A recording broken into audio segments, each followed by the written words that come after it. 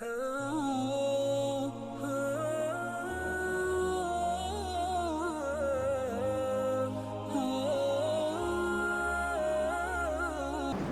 صاحب کیا قبرستان میں جا کر فوت شدگان کے لیے یا ویسے ہی قرآن پاک کی تلاوت کر سکتے ہیں؟ اگر جائز ہے تو دلیل دے دیں، اگر منع کیا گیا ہے تو اس کی بھی دلیل دے دیں۔ پہلی بات یہ ہے، گھر میں قرآن ہو یا قبرستان میں، فوت شدگان کے لیے تو قرآن پڑھنا ہی نہیں ہے، نہ گھر میں نہ قبرستان میں۔ یہ تو بعد والا مسئلہ ہے نا کہ قبرستان میں جائز ہے کہ نہیں جائز ہے، گھر میں پڑھیں گے قبرستان میں۔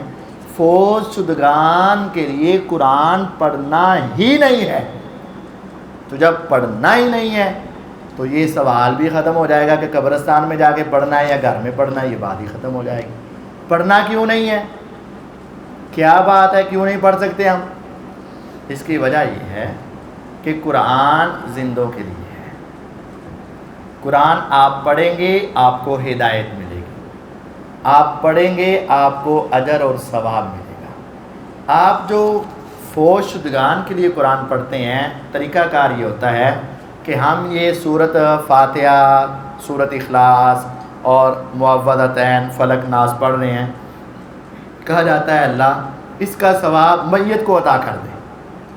تو یہ جو ایصال ثواب کا یہ طریقہ ہے کہ قرآن پڑھ کے اس کا ثواب میت کو بخشنا، یہ قرآن و حدیث سے ثابت نہیں ہے، یہ قرآن و حدیث سے ثابت نہیں۔ کیا مطلب؟ دیکھیں، پیغمبر علیہ الصلاۃ والسلام کی 2 بیویاں آپ کی زندگی میں وفات پائیں، ایک سیدہ خدیجہ، ایک زینب رضی اللہ عنہ۔ یہ آپ کی 2 بیویاں آپ کی زندگی میں وفات پائیں۔ آپ کی 3 بیٹیاں آپ کی زندگی میں اس دنیا سے گئیں، آپ کے 3 بیٹے آپ کی زندگی میں اس دنیا سے گئے، آپ کے چچا حمزہ رضی اللہ عنہ آپ کی زندگی میں اس دنیا سے گئے، آپ کے چچا کے بیٹے جعفر طیار رضی اللہ عنہ، سارے یہ آپ کے قریبی خونی رشتہ دار، گھر کے رشتہ دار اس دنیا سے گئے، اور 20 نہیں سینکڑوں صحابہ اور صحابیات آپ کی زندگی میں اس دنیا سے گئے۔ پیغمبر علیہ السلام نے اللہ کی قسم کسی ایک صحابی یا ایک صحابیہ کے بھی وفات کے بعد آپ نے ان کی قبر پہ جا کے یا گھر میں قرآن پڑھ کے ان کو بخشا نہیں ہے، کسی ایک کو بھی نہیں بخشا۔ وہ قرآن ہم سے کم پڑھتے تھے کہ زیادہ پڑھتے؟ وہ تھوڑا سا دے بھی دیتے تو ان کو کیا فرق پڑنا تھا؟ ہم تو پڑھتے ہی کم ہیں، وہ دے بھی دیتے تو کیا فرق پڑتا تھا؟ لیکن انہوں نے ایسا کیا نہیں، تو ہم بھی نہیں کریں گے۔